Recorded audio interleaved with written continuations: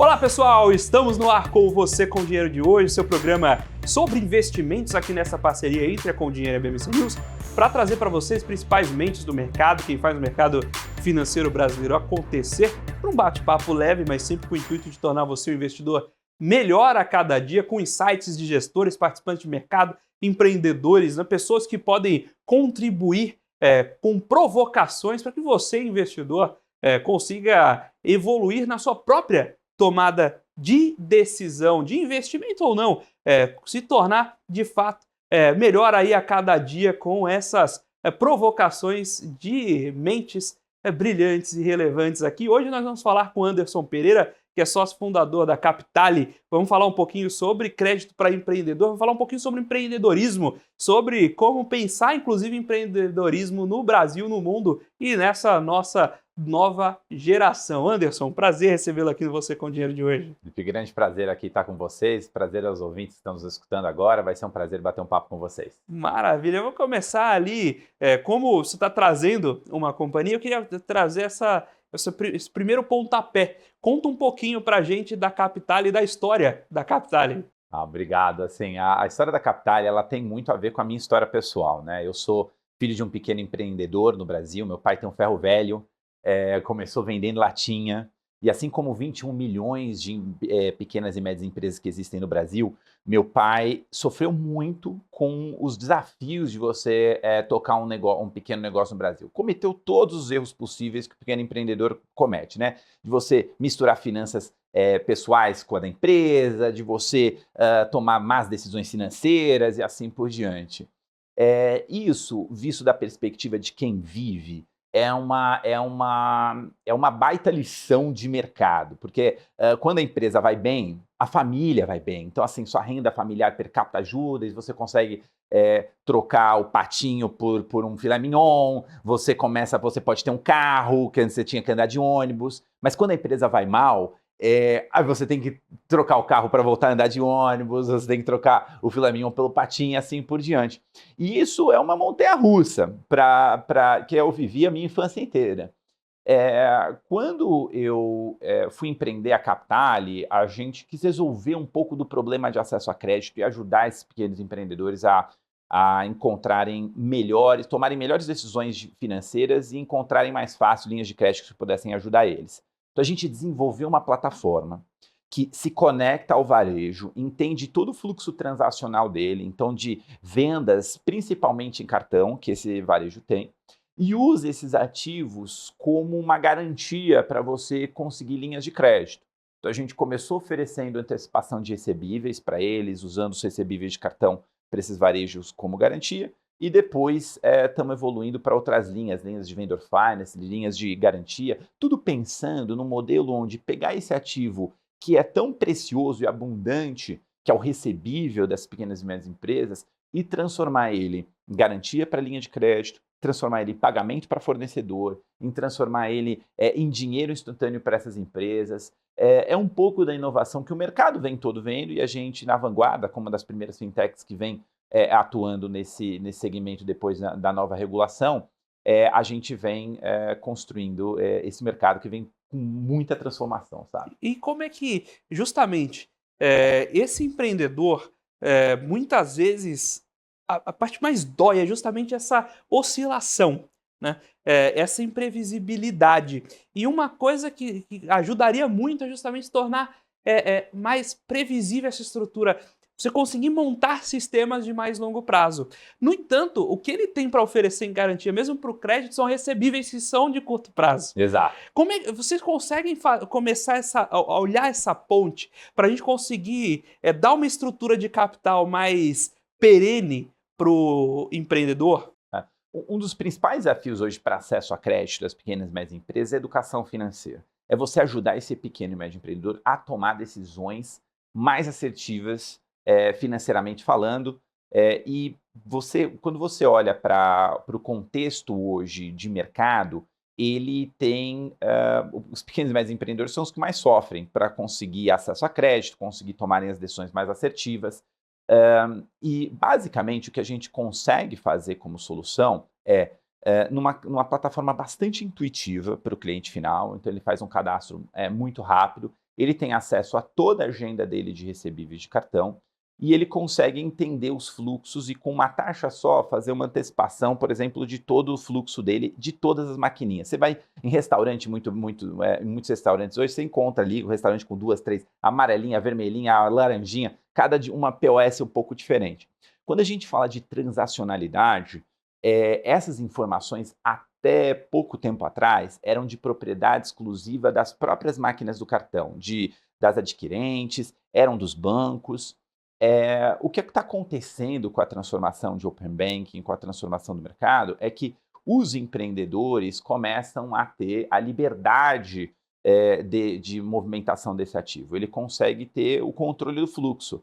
Lembra, né? Isso aconteceu na indústria de telecom. A gente tinha que, quando ia mudar de uma telecom para outra, tinha que mudar o número, né? Lembra disso? Hoje, você consegue mudar o seu fluxo de recebíveis de uma adquirente para outra, de uma adquirente para uma fintech, e isso dá mais dinamismo um pouco para o mercado. Quando a gente fala um pouco de oscilação desses ciclos, né, dos negócios, Felipe, é um dos principais desafios que eu encontro para a grande maioria das empresas, que é a gestão de fluxo de caixa. Então, hoje, a grande maioria das empresas brasileiras, salvo as gigantes, elas são cash flow negative, né? Elas têm um cash flow negativo. O que isso significa? Significa que elas precisam pagar primeiro os seus fornecedores, precisam pagar primeiro as suas despesas do que receber dos seus clientes. Esse gap entre eu preciso pagar os meus fornecedores e receber diz a minha necessidade de capital de giro. Então, muitas vezes, a empresa ela é uma boa empresa, ela tem bons fluxos, ela tem bons clientes, tem bons negócios, ela está boa para você conseguir emprestar ou você conseguir dar um crédito para ela, mas ela tem esse descasamento de fluxo de caixa. Quando a gente faz uma avaliação de crédito dessa empresa tradicional, como os principais bancos fazem para você fazer uma análise de crédito para um capital de giro, por exemplo, você avalia o balanço da empresa, você vai avaliar se a empresa tem ativos reais como garantia. Nada disso diz da transacionalidade dessa empresa. Nada disso diz quão bom pagador ou quão bom recebedor ela é, qual o tipo de contrato que ela tem, qual é a recorrência dos clientes que ela atende. Isso tudo a gente acredita que é muito mais relevante para você tomar uma decisão de crédito do que uma garantia real. É essa revolução que a gente vê no mercado, de conseguir pegar esse fluxo de recebíveis dessa empresa, que é um ativo ilíquido hoje, e transformar isso num ativo líquido, que ele consiga transacionar muito fácil com investidores, com parceiros, com fornecedores e assim por diante, entende? Sem dúvidas. E essa diferença no que é valor para... Vamos lá, quando a gente pensa em garantia real, eu tenho um ativo físico e eu vou ter que executar a garantia. Esse é o tipo de... Você está tentando resolver um problema que já aconteceu. Você não recebeu o dinheiro e você executa a garantia. Quando você olha a transacionalidade como a empresa, você está de fato antevendo fluxos de recebíveis da empresa, você está evitando que o problema aconteça. Total. Que é justamente você pensar as vias de capacidade de pagamento daquela companhia. Total. Agora, tem essa questão da oscilação. Naturalmente tem um deflator aí, né? Como é que funciona, por exemplo, para que vocês consigam, fazendo um paralelo com a pessoa física, né? Que você tem ali crédito consignado, quando você vai lá e pega direto da mão do governo antes de chegar na pessoa. Como vocês conseguem desenhar sistemas de cobrança para se proteger melhor? Porque aqui, proteção do recebimento obviamente importante para vocês não levarem um calote, mas é importante para o próprio empreendedor em você conseguir um custo mais barato desse crédito, né? Eu acho que assim, a principal mudança no mercado, que de fato é transformador para baixar a taxa de juros, para aumentar acesso a crédito, está no acesso a essa garantia. Não só no acesso à informação da garantia. Então, hoje, quando um cliente faz um cadastro na Capitale, eu consigo ler e entender qual o fluxo, quanto que esse comércio vende por dia, se ele vende mais por Visa ou por Master, quantas parcelas ele tem de recebíveis de cartão em média, qual é a taxa média desse cara. A gente coleta uma série de informações, mas mais do que isso, do informacional, a gente consegue também ter acesso à gestão dessas garantias. Então, o comerciante, o varejo, ele pode ofertar aquele recebível como uma garantia real para uma linha de crédito. Por que isso é importante? Porque a gente tem acesso ao fluxo. Até o acesso ao fluxo, eu consigo mudar aqueles recebíveis performados e garantir que o credor, no caso nós, a gente tem acesso àquele recebível, a gente tem acesso direto à liquidação daquele recebível. Isso faz toda a diferença no acesso ao crédito, porque no fim do dia, eu costumo, por exemplo, dizer um grande caso de disrupção no mercado de crédito é o caso do Mercado Livre. Você vê o Mercado Livre agora com o Mercado Pago fazendo enormes, ele já está há décadas trabalhando em serviços financeiros. Hoje o Mercado Livre está muito melhor posicionado, por exemplo, para você financiar PMEs do que os próprios bancos. Hoje, quando um pequeno e médio empreendedor ele toma um crédito no Mercado Livre e toma um crédito no banco, ele é muito mais propenso, por exemplo, a pagar o Mercado Livre do que a pagar o banco. Porque o Mercado Livre vai travar a operação dele. Exato, porque o Mercado Livre ele tem o acesso aos recebimentos dele. E isso tem valor. Então, a Capitale, ela num mercado um pouco diferente, mais aberto, ela está falando o seguinte, olha, eu tenho acesso, e claro, com a anuência do estabelecimento comercial, ele pode oferecer o fluxo de recebimento deles como garantia para as operações. Isso é o transformador, é isso que o mercado vai viver nos próximos anos, um boom de crédito para pequenas e médias empresas. Mas como vocês captam clientes? Porque o próprio exemplo do Mercado Livre é muito natural que você está dentro do ecossistema dele. Como você bate na porta do empreendedor? Olha, eu costumo brincar, eu tenho aí um fun fact da minha história. Eu quebrei um recorde mundial da maior aula de biologia do mundo. A gente fez uma grande aula para alunos. E em biologia, você tem um estudo para você entender todo o mercado, por exemplo, todo o segmento de mamíferos. Você tem um especialista que entende tudo. No mercado de crédito é impossível isso se realizar. É impossível você entender de todos os mamíferos, de todos os segmentos de empresas no Brasil. Porque, por exemplo, em mamífero você vai de baleia a morcego com um ornitorrinco no meio que ninguém sabe muito bem o que é. É impossível você conhecer todos os mamíferos. No mercado de crédito é a mesma coisa. É impossível você falar que você é um crédito para todos, a não ser os grandes bancos. O grande segredo é que você entender muito bem uma vertical. Você conhecer muito bem a dinâmica do seu mamífero, do seu segmento. E é um pouco do que a gente vem fazendo. Muito no mercado de cosmético e saúde, a gente vem trabalhando, fazendo parcerias com grandes distribuidores, indústrias, revendedores que atendem o varejo, que vendem seus materiais e dão crédito para esse varejo, muitas vezes no boleto, 30, 60, 90 dias. E a gente consegue, usando os recebíveis de cartão do varejo, trazer mais liquidez para essa relação. Então, aquele distribuidor, por exemplo, que ia ofertar o pagamento, ia ofertar uma venda em 30 dias no recebível, ele pode, com a Capitale, receber semanalmente, zero inadimplência, e a gente pega os recebíveis de cartão do varejo e como garantia. Então, basicamente, é uma operação de vendor finance. O varejo precisa comprar de um fornecedor, ele dá os seus recebíveis em garantia através da Capitale, a Capitale financia essa compra para o varejo, e basicamente a gente consegue fazer antecipação desses recebíveis para a indústria. O que isso permite? Isso permite com que a gente entenda muito bem de uma vertical, consiga, com por exemplo, convênio, atender uma série de empresas, então a escalabilidade do negócio ela é bem relevante nesse sentido, e você consegue ter uma originação com maior qualidade de crédito, eu poderia dizer assim. É um pouco do que a gente vem fazendo. Mas, por exemplo, o que isso seria diferente, por exemplo, de um empreendedor antecipar com o próprio adquirente do cartão, sabe? Fazer aquela antecipação do da própria maquininha. Como vocês entram nesse mercado e em que vocês batem aí? Muito, muito boa pergunta, Felipe. Na verdade, assim, quando eu falo de maquininha, hoje é o modelo tradicional que a maioria dos varejos fazem. Eu preciso comprar um estoque, o meu fornecedor vai me dar 15, 20, 30 dias de prazo, só que quando eu vendo para o meu consumidor final, o consumidor final me paga em 6 vezes no cartão. Esse descasamento, a única alternativa que esse varejo tinha até então era descontar esses recebíveis, pegar o dinheiro com desconto e comprar mais estoque e assim fazer o negócio dele girar.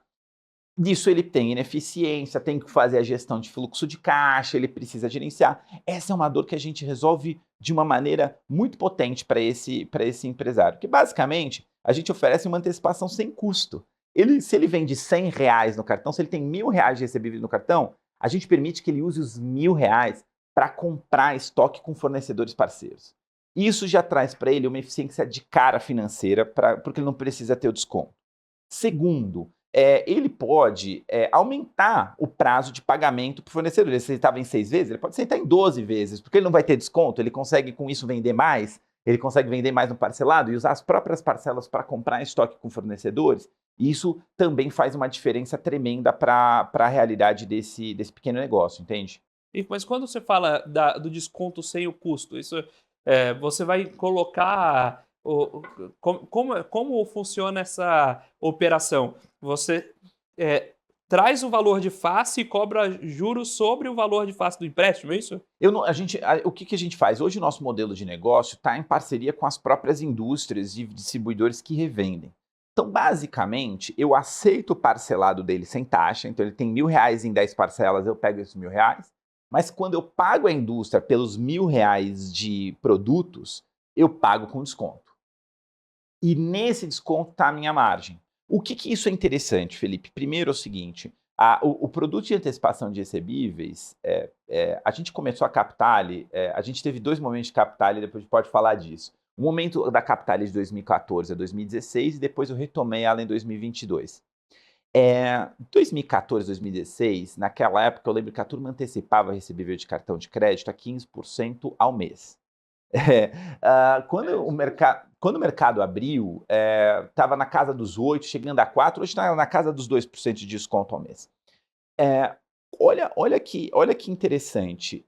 Esse é um produto comoditizado, que tende você antecipar na vermelhinha, na verdinha, na amarelinha, na laranjinha, o dinheiro não tem carimbo, é quem tem o menor preço.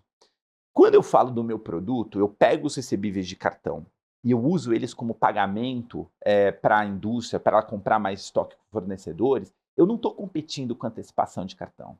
Eu estou competindo com antecipação de duplicata, eu estou competindo com pagamento B2B, com gateways de pagamento, eu estou inovando no setor, pegando um ativo que hoje, tradicionalmente, é usado somente para antecipação e dando uma outra finalidade criativa para ele, para que ele possa comprar mais estoque com fornecedores de uma maneira mais eficiente, que não conseguia antes. Essa é a inovação do processo e é uma das maneiras criativas que a gente consegue, que a gente hoje desenvolve para resolver a dor desse pequeno varejo de conseguir crédito, sabe? Estamos batendo esse papo com o Anderson Pereira, sócio fundador da Captale, falando sobre o mercado de crédito para pequenas e médias empresas, o próprio business da Captale, compartilhar aqui os insights com você, telespectador da BMC News. Agora nós vamos para um breve intervalo, daqui a pouquinho estamos de volta com o segundo bloco do Você com Dinheiro de hoje. Olá pessoal, estamos de volta aqui para o segundo bloco do Você com Dinheiro de hoje, batendo papo com o Anderson Pereira, sócio fundador da Captale, falando um pouquinho sobre o mercado de crédito para a PME, falando um pouquinho sobre o próprio negócio da Captale e onde então esses nuances aí que trouxeram, né, a oportunidade de criar o próprio modelo de negócio e até sentir essas dores da PME para entender onde estão as oportunidades. E aí, puxando um pouquinho de modelo, né, a gente acaba conversando com muita gente de mercado financeiro aqui também. E aí eu queria puxar essa outra ponta, né? Vocês se financiam via FDIC, capital próprio? Como é que vocês desenham o passivo de vocês? Bom ponto, Felipe. A gente fez o playbook tradicional de fintech de crédito, né? Levanta no equity, começa a rodar as primeiras operações com dinheiro próprio, mostra que o negócio dá certo e aí monta o FDIC. A gente tem orgulho de ter conseguido passar por esse primeiro estágio da jornada. A gente acabou de lançar o nosso FDIC próprio, um FDIC de 50 milhões, que inicialmente vai ser feito deploy aí nos próximos meses em alocação para esses tipos de produto. Hoje, a gente tem um produto de antecipação de recebível tradicional para o varejo, então o varejo precisa antecipar, ele consegue antecipar direto o fluxo dele conosco. A gente tem esse produto que eu expliquei para você no primeiro bloco de Vendor Finance, que é o Pague com CAP, onde o fornecedor pode usar os recebíveis dele como pagamento para comprar mais estoque com fornecedores. E a gente tem um produto de boleto garantido, que é um produto que a gente está lançando agora também. É um produto que, basicamente, ele trava no valor de um boleto, de uma nota fiscal entre uma indústria, entre um fornecedor e um varejo, trava aqueles valores de recebíveis somente se o boleto não for pago. Então, é uma camada a mais de segurança para uma transacionalidade de pagamentos com boletos. A gente hoje fez um pouco desse playbook, né? Então, assim, passou por algumas safras de clientes tradicionais e agora vamos fazer o deploy desse FDIC, principalmente nesses produtos que a gente acabou de lançar. E aí, olhando esse paralelo com o modelo de negócio, o FDIC vai girando esses recebíveis mais curtos. Também é uma estrutura adequada. A ponta de contato com o cliente, outras necessidades de financiamento. Como vocês estão olhando para esses próximos passos de como atender essa indústria de PMS com crédito? Olha, eu estou muito animado com as possibilidades, né? Assim, quando a gente olha a perspectiva de mercado, a gente está vendo um boom no mercado de crédito privado no Brasil. Um Exato. crescimento enorme, e principalmente dos FDICs, mas de outros instrumentos também de captação para a dívida para essas empresas. Tem um estudo muito interessante publicado recentemente, se não me engano, da Ouro Preto Investimentos. O João lá, João Peixoto. Exato! Eles estimam Grande que a gente vai parceiro. chegar em 2,8 tri no volume em 2030 de volume de PL dos FDICs. Hoje nós estamos, para você ter uma noção, 450 bilhões. Vamos chegar em quase 3 trilhões. Então, assim, tem muito mercado a crescer. E quando você olha historicamente o mercado, a participação do mercado de capitais no mercado de crédito, principalmente para middle market, você vê ele crescendo a 2 dígitos. Nesse próprio estudo do João, ele fala que o mercado de capitais vai ser maior do que o do mercado bancário para crédito, né? Hoje o mercado de bancos hoje tem 75% do mercado de crédito para as empresas. Então, assim, quando a gente olha para mercados mais desenvolvidos, o mercado dos Estados Unidos é 4, 5 vezes maior do que o mercado de crédito de bancos lá. Então, a gente vê a possibilidade, a gente vê um mercado em bullish, assim, a gente vê um mercado crescendo com muito potencial. Mas, e a gente vê um mercado com a regulação redondinha e melhorando, a gente vê o funding chegando, mas da parte da originação, na parte de fato de você ter tecnologias funcionando, a gente vê uma enorme oportunidade de você conseguir fill in the gap, né? Você conseguir ocupar um pouco desse espaço e ter ferramentas de originação que vão conseguir, principalmente, entender as dores do varejo. Eu acho que isso é chave do negócio. A gente fala muito de captação, de mercado, de como é que a gente consegue. Mas e na ponta? Como é que a gente distribui? Como é que a gente ensina esse cara a conseguir tomar esse crédito? Como é que a gente dá o guidance para ele tomar o crédito melhor? Então, é um pouco desse espaço que a gente quer tomar. Não dá para abraçar o mercado. A gente tem que começar muito nichado, é o playbook de qualquer startup, resolvendo um problema bem específico. E aí, à medida que a gente ganha representatividade numa vertical, a gente pode ter a criatividade de poder pensar em outras coisas, sabe? Se a gente for pensar, o banco no Brasil ele tem buscado uma linha de tirar o crédito do seu balanço também, então ele vira um emissor, um coordenador de emissões para distribuir isso nos fundos, que ele isso tira, não pesa o Basileia dele, ele se expõe menos a quebrar. O banco também sofreu. Pô, o pessoal sempre fala sobre os grandes bancos que sobraram no Brasil, mas esquece dos que ficaram pelo meio do caminho, né? O Bamerindos, o Cruzeiro do Sul, todos os bancos gringos que vieram aqui falaram que ia acabar com o Itaú e Bradesco que foram embora, né? Então, fazer banco no Brasil não é brincadeira, e é um movimento dos bancos irem para o caminho de prestação de serviço, serem os coordenadores das emissões, deixar isso na carteira de fundos e de outros investidores institucionais. Ao passo que o banco, por outro lado, tinha uma coisa que era a agência bancária e o gerente que conhecia o sujeito ali na ponta. Então agora esse mercado esse mercado desintermediado precisa ter formas de conhecer esse empreendedor. Senão a gente. Como é que ele vai fornecer crédito sem ter essa ponta de conhecimento? O banco tinha uma base de dados infinita da própria transação bancária, a conta corrente do empreendedor, o gerente do banco era vizinho do cliente. E agora a gente precisa pensar e criar um novo ecossistema para levar o mercado de capitais para esse micro, essa proximidade, dessa capilaridade de informações e conhecimentos, né? Eu vejo que a gente está vivendo um momento de transformação de soluções one size fits all, assim, totalmente horizontais, para soluções verticalizadas, que vão conhecer muito bem a dinâmica do seu mamífero, né? Assim, do seu ecossistema.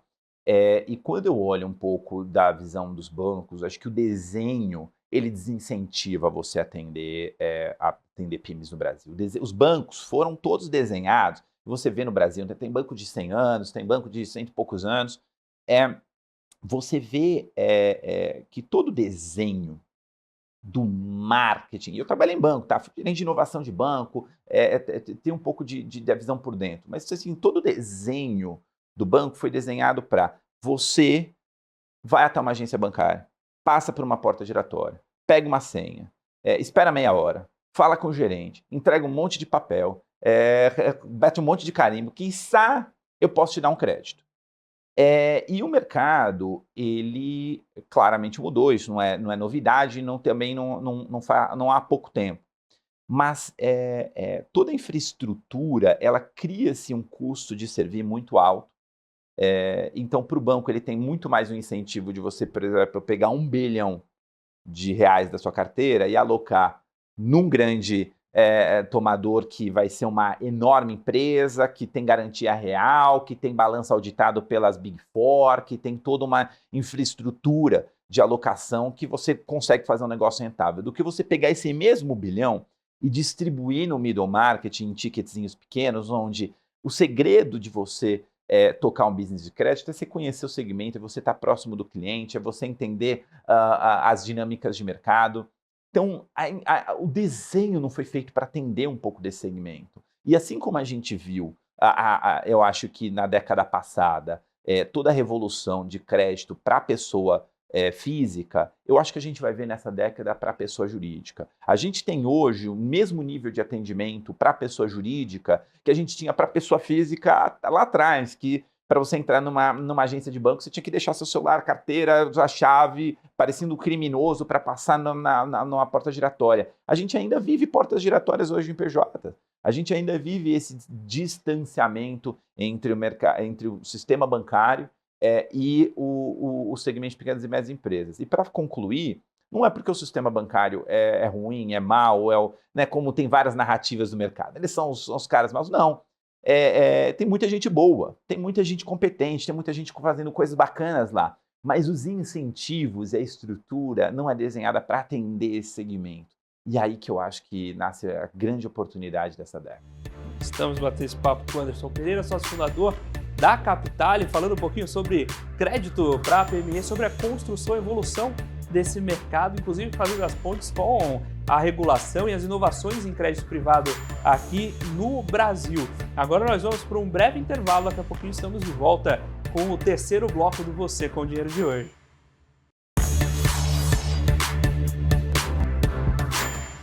Olá pessoal, estamos de volta aqui para o terceiro bloco do Você com Dinheiro de hoje, batendo papo com o Anderson Pereira, sócio fundador da Capitale, falando sobre o mercado de crédito para a PME no Brasil, própria Capitale e um pouco, por que não, sobre empreendedorismo no Brasil. Eu estou vendo aqui na sua jaqueta o logo do MIT, da Sloan School, que é a escola de gestão lá.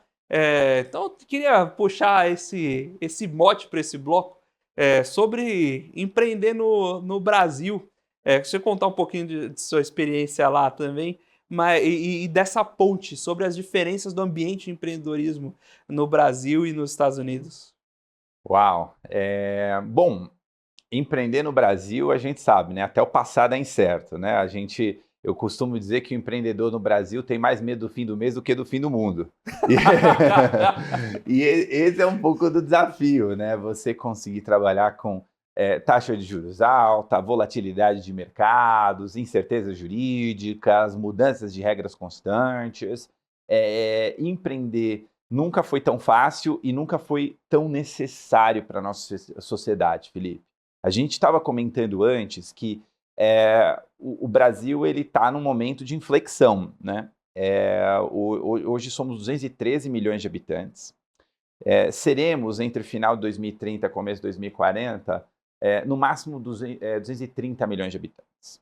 Ou seja, a gente vem crescendo, tendo esse boom populacional pelos próximos 15, 20 anos, e depois o Brasil vai começar a cair a sua população pela primeira vez na história.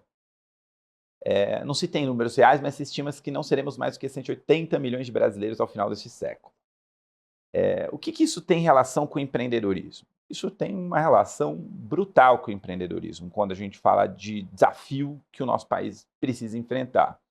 Por quê? O Brasil, no século passado, ele cresceu a sua população e cresceu, inclusive, a empregabilidade da população, porque o mercado de trabalho no século passado era um mercado de trabalho que precisava muito mais de braços do que de cérebros. Do ponto de vista de demanda de mão de obra. No século XXI, o jogo mudou. Com inteligência artificial, com novas tecnologias, digitalização, robotização da mão de obra, você precisa muito mais de cérebros do que de braços. E você tem que deixar... parte da minha carreira foi muito dedicada a ensinar a trabalhar e ajudar pessoas a conseguirem vagas de emprego. Eu trabalhei muitos anos em educação. E agora eu estou trabalhando as pessoas a não buscarem emprego, mas a criarem seu próprio emprego. E essa fomento ao empreendedorismo, ele vai ser essencial nesse século. Você conseguir capacitar a maior quantidade de cérebros que o Brasil já viu em toda a história e que o Brasil jamais verá em todo o futuro, para um mercado de trabalho onde as vagas de emprego serão cada vez mais raras, exigirão cada vez mais qualificação, um mercado de trabalho onde as mudanças e disrupções tecnológicas vão ser cada vez mais constantes. Empreender no Brasil nunca foi tão importante, apesar de nunca foi tão difícil. Eu tive a oportunidade, como você comentou, de estudar num dos melhores centros de educação do planeta Terra, que é o MIT, muito empreendedor, e viver durante um período um pouco o que é empreender nos Estados Unidos. Acho que a primeira diferença brutal, Felipe, é a escala. Então, você vê a quantidade de VCs que tem nos Estados Unidos, a quantidade de VCs que tem no Brasil. A maturidade dos VCs também, a maturidade dos VCs lá. A Capitalia, a gente teve uma sorte tremenda, porque a Capitalia foi aperfeiçoada e nasceu da tese do meu mestrado. Então, eu tive a oportunidade de, durante o meu mestrado no MIT, estudar sobre o mercado de crédito, entender todas as assimetrias e as oportunidades do mercado de crédito no Brasil e fazer algumas comparações com o mercado no mundo. E assim que eu entendi que a regulação dos registros de recebíveis estavam transformando o mercado, o potencial que esse mercado tinha, eu decidi, a partir daí, transformar da minha tese um negócio, que era a Capitalia. O desafio, ele saiu, falou o seguinte, olha, o desafio foi como é que eu tiro essa história de um papel, de um PowerPoint, para virar um negócio real. Quando você é aluno do MIT, você tem a oportunidade de se inscrever em alguns cursos como Cross-Registering Student, como estudante de outras escolas, em Harvard, em AWS. E eu me inscrevi num programa de aceleração em Harvard, chamado FieldX, e esse programa ele deu um treinamento para mim e para o meu sócio de 6 meses. A gente, de fato, fez uma imersão no ecossistema de empreendedorismo, teve reunião com mentores, pessoas que conseguiram ajudar a gente a afinar o modelo de negócio. E no sexto mês, né, no último período desse programa de aceleração, eles fazem um pitch day com um monte de investidores. Um monte de investidores vão no pitch day de HBS para entender o que está saindo de lá. A gente teve a sorte de ganhar esse programa como um dos melhores projetos, e isso abriu portas na hora para diversos empreendedores e investidores que deram um kickoff no pre-seed inicial da Capitalia. Você conseguir lançar uma empresa usando a infraestrutura de mercado de capitais e o mercado maduro dos Estados Unidos, mas para resolver um problema do Brasil, é uma coisa que eu me orgulho bastante. Porque a gente, no fato, está trazendo investimento externo para conseguir criar uma infraestrutura que vai beneficiar os brasileiros, vai gerar criação de empregos, a gente vai conseguir impactar em melhor qualidade de serviços de crédito. Então, eu vejo que tem diferenças brutais, mas quando você junta o melhor dos dois mundos, você vê que as oportunidades mesmo ainda estão aqui nos mercados subdesenvolvidos. As grandes oportunidades ainda estão na América Latina, em países como o Brasil, sabe? Você tem você tem demandas mais estruturais, que são mais gerais ainda por resolver. Você acaba, nos mercados mais desenvolvidos, atacando problemas ultra nichados. Segmentados, total. Agora, mas como isso joga no inverso? Por exemplo, quando você resolve um problema de alguém que já resolveu muitos problemas, aquele problema também provavelmente é de alguém que resolveu poucos problemas. Então, é muito mais fácil nesse sentido pensar global quando você está resolvendo um problema lá no Vale do Silício, onde boa parte dos problemas estão resolvidos. Se esse ainda é um problema lá, provavelmente vai ser um problema no resto do mundo. Né? E aí a gente tem aqui, tem até uma crítica ao ambiente, por exemplo, o ambiente de softwares no Brasil é muito pautado em resolver problemas que só funcionam para a solução aqui. As grandes empresas, a TOTUS esteve muito forte em ter concorrentes locais para players globais, né? E como você vê isso, por exemplo, para o próprio problema da Capitale? Olha, é um problema que pode se tornar, melhor dizendo, é uma solução que pode se tornar global?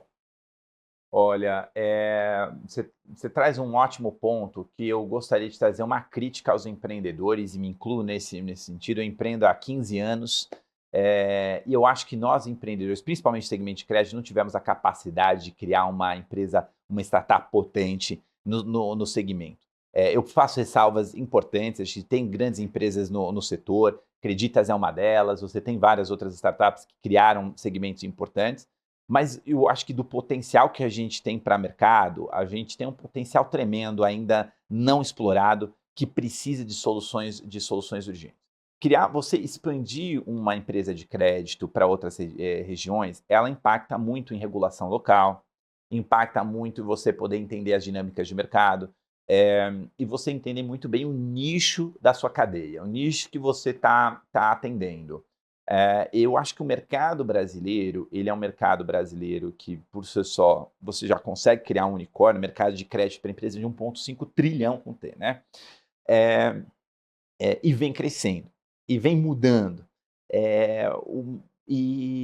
Assim, você focar só no mercado, ele é bom no curto prazo, mas a gente tem uma visão de longo prazo da empresa, de que a gente pode usar a mesma stack tecnológica e aplicar elas a regulações diferentes, aplicar ela a mercados distintos. Durante o meu estudo, por exemplo, a gente resolve um problema que é básico, que é um problema do Brasil, que é o tema de descasamento de caixa, por exemplo, de fluxos de recebíveis de cartão. Só no Brasil que existe essa invenção de que quando você compra alguma coisa no cartão de crédito, o estabelecimento comercial ele só vai receber de 30 dias, só depois de 30 dias. Você compra qualquer coisa no crédito nos Estados Unidos e o merchant recebe depois de 2 dias. Eu pesquisei em inúmeros mercados. Eu só encontrei o Brasil e a Argentina com essa mesma dinâmica de fluxo de pagamentos, com razões históricas, tá? Para isso ter acontecido. Então, eu acho que a internacionalização, ela envolve uma série de outras análises, mas principalmente tem uma base parruda no Brasil de crescimento, como o Nubank fez, para você, e aí acho que poder expandir, usando a mesma stack, usando o mesmo playbook. O Nubank nada mais está fazendo do que aplicando o mesmo playbook dele no México, na Colômbia. A gente imagina que isso, com certeza, você tem mercados menos desenvolvidos que o Brasil, que vão passar pelas mesmas transformações que a gente está vivendo, e vai ser muito bacana lá na frente a gente poder usar esse playbook que a gente está construindo hoje e aplicar ele em outros mercados, sabe? Estamos batendo esse papo com o Anderson Pereira, sócio fundador da Capitale, falando sobre o mercado de crédito para PME, falando um pouquinho sobre empreendedorismo também aqui no Brasil, os pontes com os mercados globais, a que pontos se atentar, a que pontos surgem como oportunidades. Agora nós vamos para um breve intervalo, daqui a pouquinho estamos de volta com o quarto e último bloco do Você com Dinheiro de hoje. Olá pessoal, estamos de volta aqui para o quarto e último bloco do Você com Dinheiro de hoje, batendo um papo com o Anderson Pereira, sócio fundador da Capitale, falando sobre crédito, falando sobre PME, falando sobre empreendedorismo no Brasil. E eu queria voltar para esse bloco com um tema que está muito em voga, que é justamente o uso de inteligência artificial. Você comentou que em algum momento nós tínhamos empregos que dependiam muito mais de força física do que necessidade intelectual. E aí a robotização higienizou um pedaço desse emprego que dependia de força física. E hoje a gente depende mais do intelectual. Agora, a inteligência também está se tornando artificial. Então, a gente vai passar por essa onda de novo, só que aí é o seguinte, se a inteligência também for para a máquina, para onde vão os seres humanos? Então, ótima pergunta, né? Para onde a gente está indo, o que vai ser do mercado? Você tem previsões mais catastróficas, né? Por exemplo, o Yuval Noah Harari, que no livro dele do Homo Deus acredita que vão ser 2 espécies de Homo sapiens no futuro, aquelas com detrimento das informações, a tecnologia e todo o restante. E você tem visões mais otimistas, por exemplo, do Sam Altman, super parcial, mas que acredita que isso vai empoderar e vai transformar mercados e dar mais liberdade para as pessoas utilizarem tempo para outras coisas. Quando eu olho um pouco da inteligência artificial aplicada para o nosso negócio, para o nosso mundo, eu tenho que trazer a seguinte análise, Felipe, que por que é tão caro e tão difícil você acessar crédito no Brasil? Se você pega dados do Banco Mundial de taxa de juros média em alguns mercados, você vai se assustar. Você vai ver que um empreendedor hoje no Afeganistão, no Iêmen, na República do Congo ou na Ucrânia durante guerra consegue linhas de crédito mais baratas do que o empreendedor no Brasil. O Brasil hoje tem a 4ª maior taxa de juros do planeta Terra. Isso não é algo que uma só entidade faz. Não é só um resultado de uma única coisa. Você tem um contexto eu diria, 5 principais itens que fazem com que o crédito seja caro para o Brasil. Primeiro, a assimetria da informação. É difícil você coletar informações de empresas, informações verossímeis, de qualidade. Acesso a garantias. É difícil você ter acesso a garantias reais e mesmo quando você tem acesso, você conseguir executá-las é custoso. O custo de servir para essas empresas, então você conseguir atendê-las, você precisa ser muito eficiente. A educação financeira do Brasil e do brasileiro é um tema que impacta. E, principalmente, o tema da pouca concorrência e de monopólios, muitas vezes regulatórios. Tudo isso eu acho que vai ser completamente transformado com a inteligência artificial. Tudo isso eu acho que com ferramentas de inteligência artificial você diminui o custo a servir, você vai conseguir ter informações de mais qualidade dessas empresas, você vai conseguir ajudar os empreendedores a tomarem melhores decisões financeiras, você aumentar a competição no mercado. Tudo isso cria um dinamismo diferente. As grandes discussões é como você usa isso de forma responsável e como é que você consegue garantir que no final isso está sendo distribuído, o valor gerado vai ser distribuído para toda a sociedade e não vai ser algo que vai concentrar ainda mais as desigualdades que a gente vê no país. Esse é o desafio que a gente tem na implementação dessas novas techs. Eu, pessoalmente, estou animado e com muito medo ao mesmo tempo. Porque o que eu acho é que vai acontecer as duas coisas no fim do dia. Não é que um mundo de algodão doce, que só vão vir benefícios, nem um mundo catastrófico, onde só as coisas ruins vão acontecer. Eu acho que as duas vão acontecer de medidas diferentes ao mesmo tempo, sabe? E agora, puxando a questão dos ciclos, né, de a gente ter que treinar mais pessoas do que nunca, e ao mesmo tempo a gente ter essa capacidade adicional de ter inteligência robotizada também, e até aproveitando a ponte Brasil-Estados Unidos para empreendedorismo, como você que está empreendendo aí nos últimos 15 anos, né, como é encontrar gente para fazer parte desse time? Como é o componente pessoas na hora de empreender no Brasil? Tanto em como formar, quanto, de fato, o processo de atrair talentos. É, Felipe, eu, eu tenho uma origem muito humilde. Eu comecei fazendo festa eu sou filho de sucateiro, né? Meu pai vendia latinha, comecei a vender, fazendo festa infantil, fui recreador, animador infantil, garçom de restaurante, e hoje estou na skin startupeiro, e tocando um negócio. É, isso só se deu por uma enorme fome que eu tive de conseguir crescer, de conseguir aprender, de conseguir buscar conhecimento e tal. E quando a gente faz o processo seletivo na CAP, eu sempre tento entender das pessoas esse como um dos principais pontos de diferenciação de talento. Qual a fome que aquela pessoa tem, né? Qual a vontade, de fato, de crescer e quão grande pode ser o sonho dela para ser sonhado com a gente. A Capital ela tem um sonho muito grande de conseguir trazer mais tempo e dinheiro para o empreendedor brasileiro, e de criar um dinamismo diferente. Quando eu olho para talento, a gente ainda tem uma dificuldade de qualificação dos nossos talentos, principalmente comparados com mercados desenvolvidos, mas a gente tem uma fome natural, uma ambição natural que é do brasileiro, uma criatividade de você conseguir resolver coisas diferentes, que eu acho que a gente tem como empresários e empreendedores, valorizar muito no nosso talento local.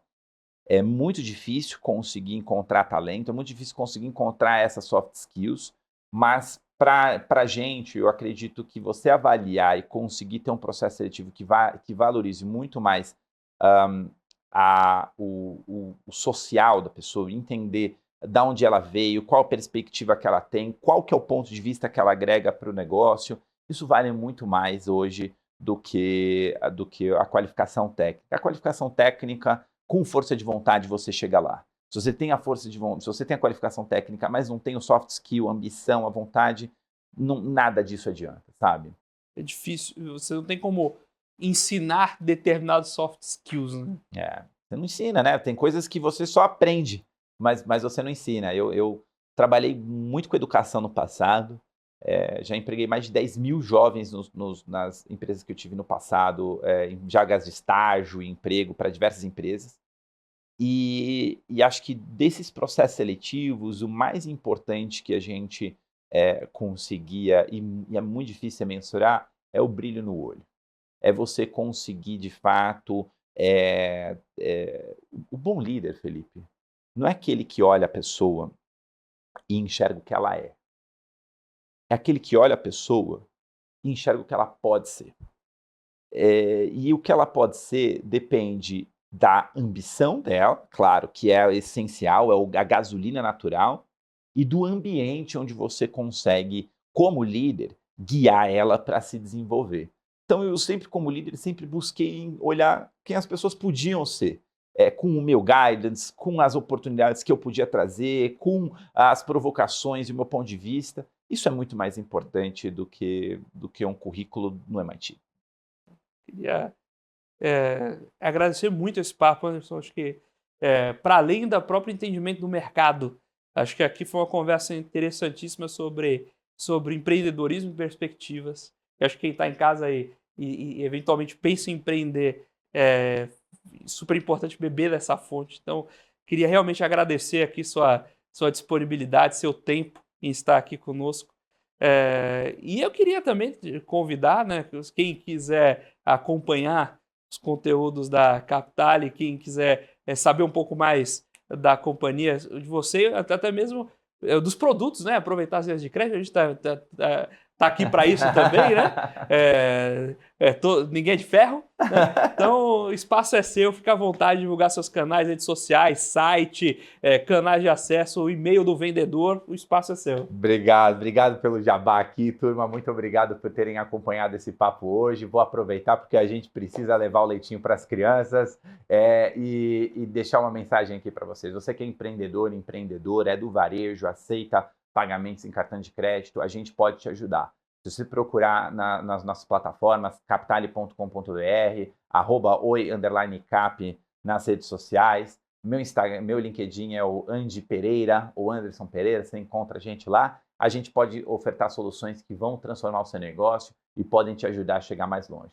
Então, conte com a gente. E aqui também o meu agradecimento a você, ao Com Dinheiro, a você Com Dinheiro, a todo mundo aqui do Backstage. Foi um papo incrível, espero que tenha agregado aí ao programa e aos telespectadores. Não, sem dúvida, agregou muito e próprio essa vivência de dentro, ao mesmo tempo, acho que essa ponte entre academia e prática, dessa parte da formação, de ter vindo do mestrado, é um negócio que ajuda muito e carece de uma humildade. Muitas das pessoas, o empreendedor, no seu ímpeto de empreendedor, deixa de lado, que existe arroz queimado. Eu posso aprender com a vivência dos outros. Eu sentar e estudar vale a pena. Não é só sair fazendo e depois ver onde dá. Eu acho que marcar essa ponte e trazer a clareza que você trouxe alguns instrumentos aqui faz muita diferença, inclusive para fomentar os próximos empreendedores a pararem e trazer essa reflexão. Muito obrigado, Anderson, pela participação. Muito obrigado, Felipe. Foi um prazer participar. Maravilha, muito obrigado naturalmente também a Captale por ceder aqui a participação do Anderson e muito obrigado a você, telespectador aqui da BBC News, investidor e profissional de mercado, pela sua companhia, pela sua audiência. O Você Com Dinheiro é essa parceria entre a Com Dinheiro e a BBC News para trazer para vocês essas grandes mentes que trazem reflexões, insights relevantes a você, telespectador, todos os dias aqui, agora de domingo a domingo, variando ali os horários, mas sempre compondo aí a grade da BMC com essas informações de relevância. Se você quiser saber um pouco mais sobre a Com Dinheiro também, como ela pode ajudar você, seus investimentos e ao seu negócio, visite lá www.comdinheiro.com.br e manda também para a gente um e-mail lá em contato@comdinheiro.com.br. É sempre um prazer recebê-los. O Você Com Dinheiro de hoje vai ficando por aqui. Muito obrigado mais uma vez pela sua companhia e pela sua audiência e até a próxima.